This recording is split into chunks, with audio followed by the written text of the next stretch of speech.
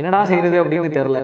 நம்ம லைஃப்ல ஆர்டினரியா மீட் பண்ற பீப்புள் தான் நம்மளுக்கு எக்ஸ்ட்ராடினரியான லெசன்ஸ் கொடுப்பாங்க. அப்படி நான் மீட் பண்ண ஒரு பர்சன் தான் எழில் வசந்தன் சார். இவர் என்னோட போஸ்ட் கிராஜுவேஷனுடைய பேட்ச் மட்டும் கூட. இவர் நான் படிக்கிற டைம் பெரிய பெரிய ப்ராஜெக்ட்ஸ் எல்லாம் பண்ணிட்டு இருந்தாரு. அதுக்கப்புறம் நாங்க சேர்ந்து நிறைய ஒர்க் பண்ண ஆரம்பிச்சோம். அப்படி ஒரு ப்ராஜெக்ட் அப்போ ஒரு நாள் திடீர்னு மினிஸ்டர் சைட் விசிட் வராரு. லேபர்ஸ் எல்லாரையும் கூட்டிட்டு வாங்க அப்படின்னு சொல்லிட்டு சண்டே எனக்கு கால் பண்றாரு. அந்த சைட் முடிக்காம பாதியிலே நிக்குது. நானும் அடிச்சு பிடிச்சி லேபர்ஸ் எல்லாரையும் கூட்டிட்டு வரலான்னு போறேன். அது சண்டேங்கிறதுனால நான் கால் பண்றேன், ஒருத்தவங்களும் போன் எடுக்கல.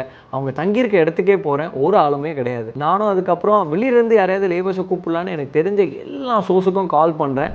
சண்டேங்கிறதுனால, அதுவும் ஆஃப்டர்நூனுங்கிறதுனால அதுக்கப்புறம் யாருமே வரதுக்கு ரெடியாகவும் இல்லை. இன்ஃபேக்ட் நீங்கள் நம்ப மாட்டீங்க, அந்த வேலையை நானே பண்ணிடலான்னு கூட நினச்சேன். ஆனால் அது நிறைய லேபர்ஸ் அதில் தேவை அப்படிங்கிறதுனால என்னால் ஒரு தனி ஆளாக அதை செய்ய முடியாதுன்னு என்னால் புரிஞ்சுது. என்னடா செய்கிறது அப்படின்னு தெரில. நேராக சைட்டுக்கு போகிறேன், நானே நிற்கிறேன். எழில் சாரும் வந்தார், என்கிட்ட பேசினார். ஏதாவது கண்டிப்பாக சொல்லுவாருன்னு நான் பயந்துட்டே இருந்தேன். விடுங்க பார்த்துக்கலாம் அப்படின்னு சொல்லிட்டு கிளம்பிட்டாரு. சத்தியமாக கூஸ் பம்ப்ஸுங்க. அவர் இடத்துல அந்த ப்ரெஷர்ல யாரா இருந்தாலும் இதை சொல்லியிருப்பாங்களான்னு சத்தியமா எனக்கு தெரியல. அப்பதான் எனக்கு ஒரு விஷயம் புரிஞ்சுது. நான் பிசினஸ் ஸ்டார்ட் பண்ணதுல இருந்து நான் முக்கியமா கத்துக்கிட்ட விஷயமே பேஷன்ஸ் அண்ட் பொலைட். இன்னைக்கு வரைக்கும் என்னோட லேபர்ஸையும் என்னோட ஸ்டாஃப்ஸையும் அப்படிதாங்க ட்ரீட் பண்றேன்.